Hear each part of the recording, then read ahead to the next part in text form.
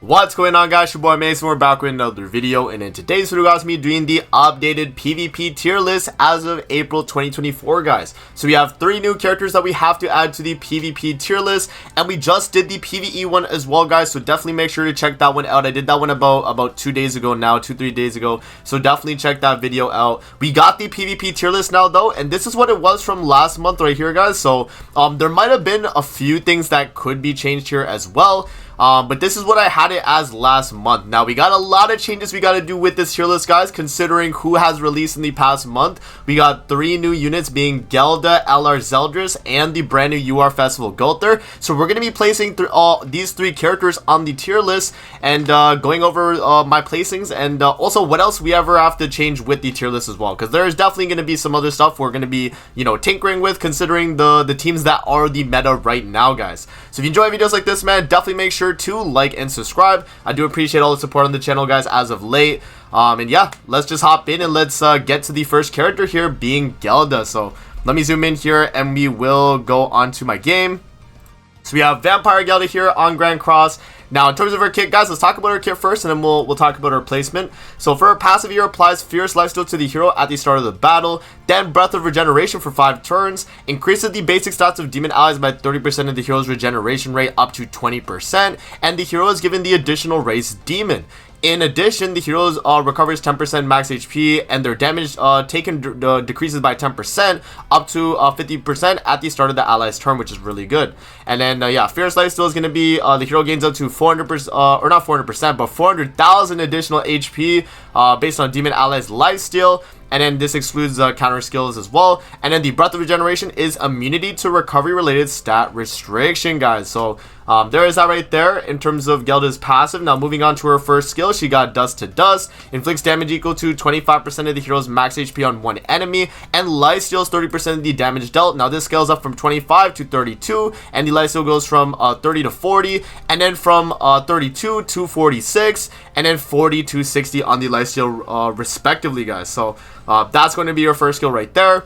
Moving on to her second skill here, guys, Bloodthorn inflicts damage equal to 20% of the hero's remaining HP on all enemies. This scales up from 20, 25, and 35% respectively. And then moving on to her ultimate here, guys, Vermilion Blossom, and this is at 2 out of 6, so bear that in mind. Increases the hero's HP related stats by 10% for 2 turns, then inflicts damage equal to 60% of the hero's max HP on one enemy. So that is going to be the Vampire Gelda kit right there. Now let's kind of place her on the tier list here, guys. Where are we going to place this character? Considering the meta that is right now in the game, we gotta give Gelda in the top of S tier here, man. I don't think that she's better than DK Melly necessarily. I think we're mainly putting her in here because of the team being as strong as it is. Now, because of her being on a demon-centric team, we gotta move up the demons, guys. We gotta move them up, right? I mean, a lot of the demons are really, really good. Even Assault Melly actually has to go up as well. Let's see, who else could we move up from the demons as well? I think it's this. I'll say, yeah, because you're not going to use this Zeldis. We'll talk about Zeldis as well and where I'm going to place him as well, guys. But he definitely has to fit up in this area as well. Yeah, I think the rest of them are kind of just there. Purgatory Melly, though, I guess could go down. I had a few people from my last tier list saying that he's not really good anymore. Even as like a Meliodas replacement for DK, he's kind of just not really that good. And you would just use Assault Melly instead because he does buff up Gelda's basic stats.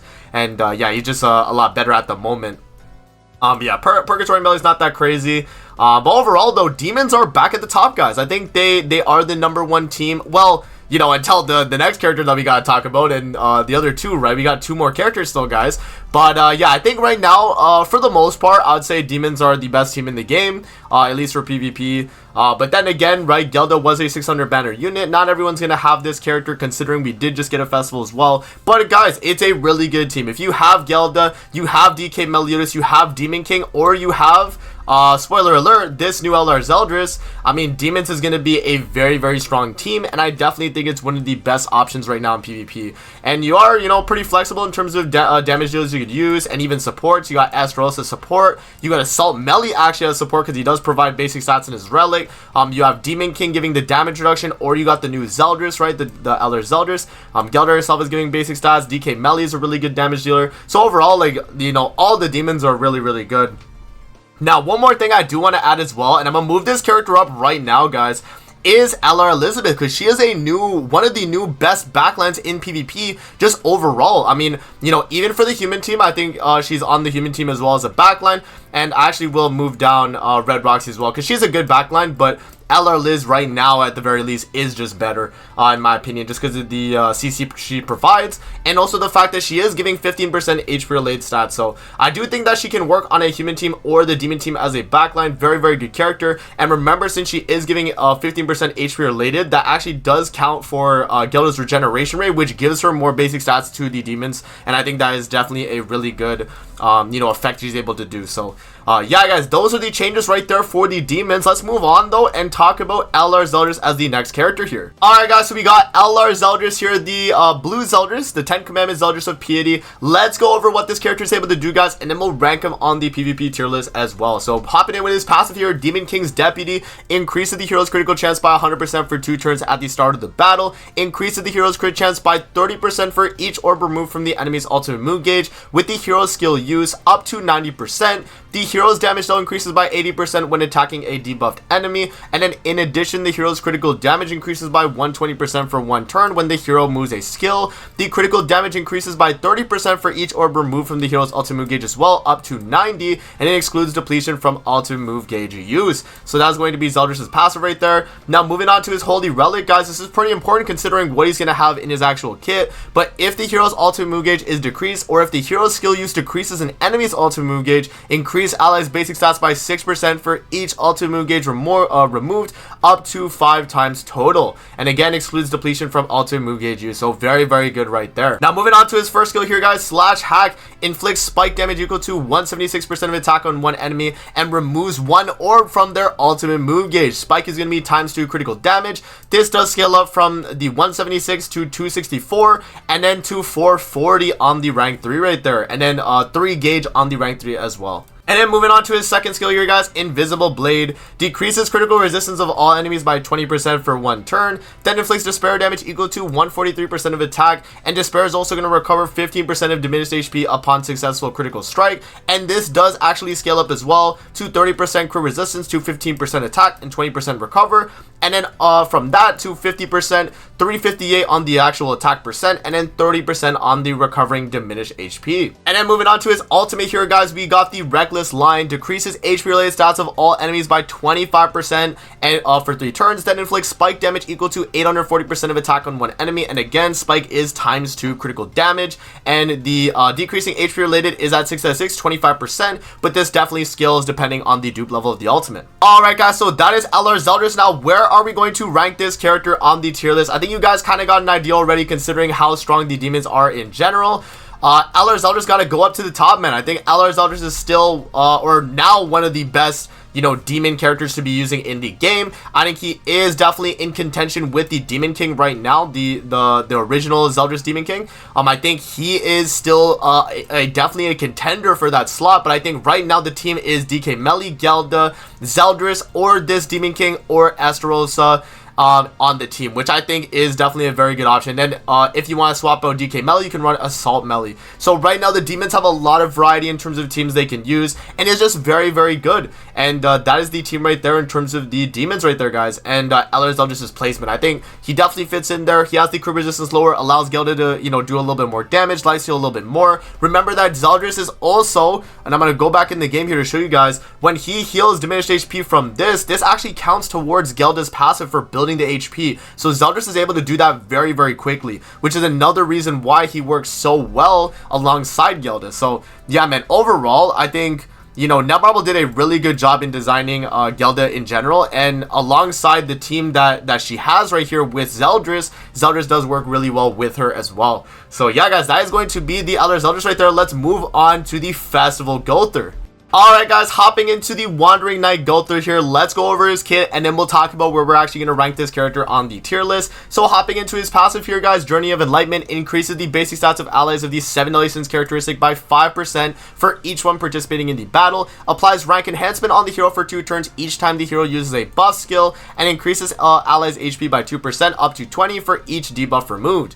In addition, if 3 allies of different races each use a skill once or more during the ally's turn, it increases the hero's skill ranks, and the heroes with additional races count as 2. And then for the actual rank enhancement effect itself, it's going to apply a bonus effect on ranks when allies use a skill. So 30% pierce rate on the rank 1. On the rank 2, it's going to ignore 10% crew resistance and then 30% pierce rate increase. And then on the rank 3, it's going to ignore 10% crew resistance and 20% critical defense right there, guys. Moving on to his first skill here, guys, he has the pierce single target. So inflicts pierce damage equal to 180% of attack on one enemy and removes one orb from the ultimate move gauge of the enemy. So that's going to be triple the pierce rate increase for the actual effect. And then this does scale up to 272 gauge and then 453 gauge as well, guys. So very, very good stuff on the single target. Now moving into his second skill here, guys, he has a upgraded rank up skill. So interstellar intersection is going to remove debuffs from and increase skill ranks of one ally. And then on the rank 2, it's going to be of all allies. And on the rank 3, it's going to be of all allies, but with basic stats 20% increase on top of that. So really, really good stuff right there on the rank up skill. And yeah,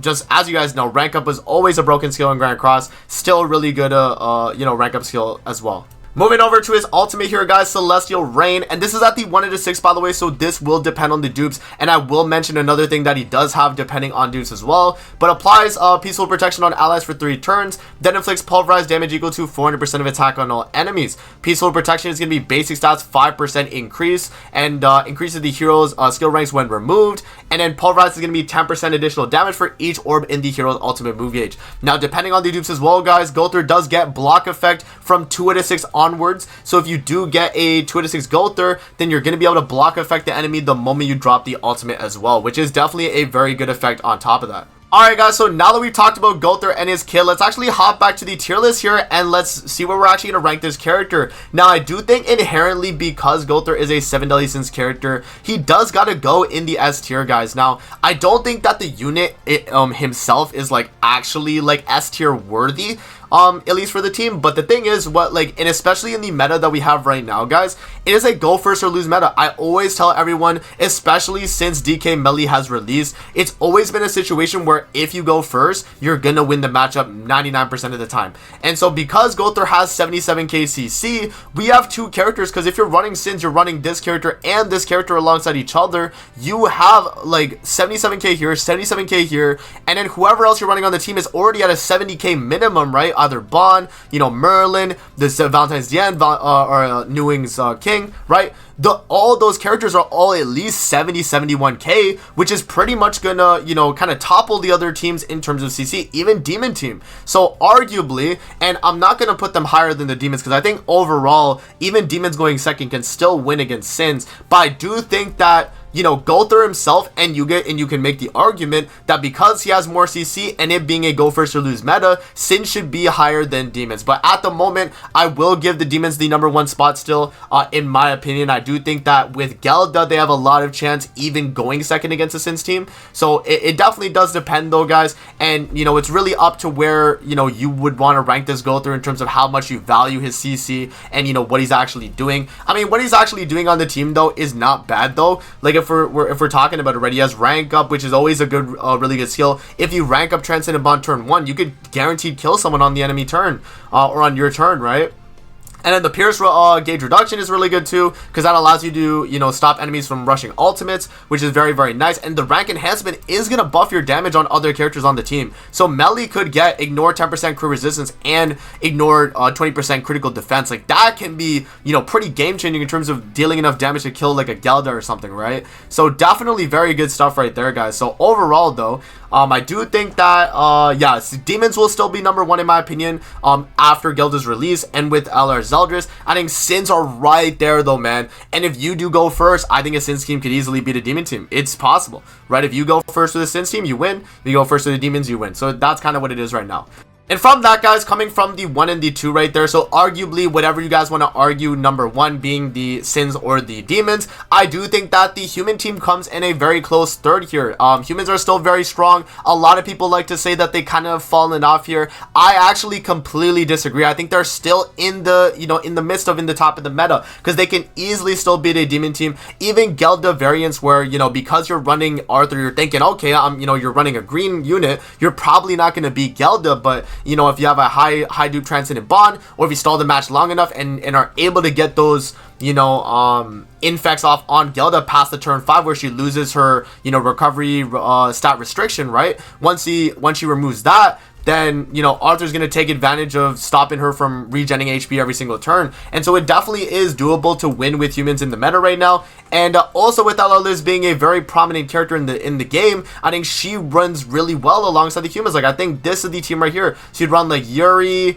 Oh no, it moves over to the side. So it would be Arthur, Yuri, Bond, and then Liz backline. I think that's a really good team. I do think that Ascanor though has taken a backseat a little bit. I think it can still be a good option if you're facing like a Sins team. But if you face demons, man, Ascanor is at least an A tier, because he is not going to do well against Gelda. You kind of need Yuri to deal with Gelda just so you get all the damage reduction and they're not able to lifesteal as much. It definitely does help a lot though overall, I'd say. So yeah, guys, that is the PvP tier list. In terms of anything else, I don't think really anything else is really updated here. Mile did get a relic, but I don't think it changes the placement of the Goddess team. I think they're still an above average, you know, team in general, but they're not a meta team anymore. They're not at the top of the meta. I'd say the top of the meta teams right now are going to be demons, sins, and humans respectively. So there you guys go, man. That is the PvP tier list right there. I'll scroll down through so you guys can see the rest of it. But I hope you guys do enjoy the video, man. Don't forget to like, comment, subscribe as always. And remember, guys, check out the PvE tier list I did a few days ago if you guys want to see what's meta